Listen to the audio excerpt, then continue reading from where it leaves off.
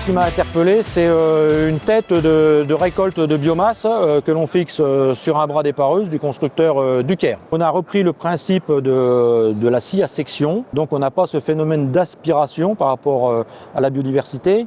Et puis derrière, il y a un rouleau qui est un peu spécifique, qui a un diamètre supérieur aux extrémités, donc ce qui fait que 95% du rouleau ne porte pas au sol et n'endommage pas les insectes rampants. Et je pense que c'est quelque chose qui va être amené à se développer dans l'utilisation de collecte de biomasse sur les accotements.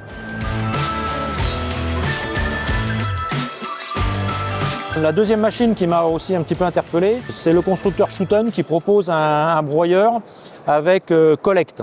Parce qu'aujourd'hui, on est obligé, notamment sur des zones de captage, pour éviter l'enrichissement du sol en nitrate, de faire une première passe avec un broyeur classique pour broyer la biomasse et ensuite repasser avec un deuxième outil ou alors l'avoir à l'arrière du tracteur pour récolter cette biomasse, pour l'exporter du site, pour éviter justement la nitrification des sols.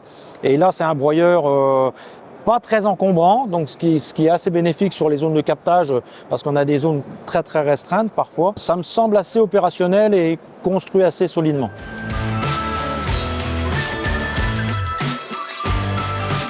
Mon troisième coup de cœur, il va se porter sur toujours un broyeur. C'est plutôt un broyeur qui est destiné à l'entretien des parcs solaires que le constructeur Agrimaster a fait.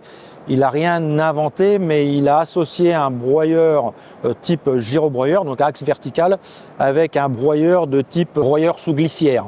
Et il a adapté ces deux outils sur le même châssis, et ce qui permet en un seul passage, en interrang entre les panneaux, de gérer la partie donc en pleine lumière entre les bandes et de traiter également toute la partie qui est sous les panneaux, entre les poteaux. Et je trouve que ça, c'est pas mal. Ouais. C'est tout à fait un gain de temps. C'est un outil qui est dimensionné. Il y a plusieurs dimensions en fonction de l'espacement des panneaux solaires. On peut mettre un porteur de à peine 100 chevaux, ça suffit, je pense. Parce que, étant donné que souvent sur ces parcs solaires, il y a eu de l'éco-pâturage, donc finalement, la biomasse qui reste, elle n'est pas très importante, quoi.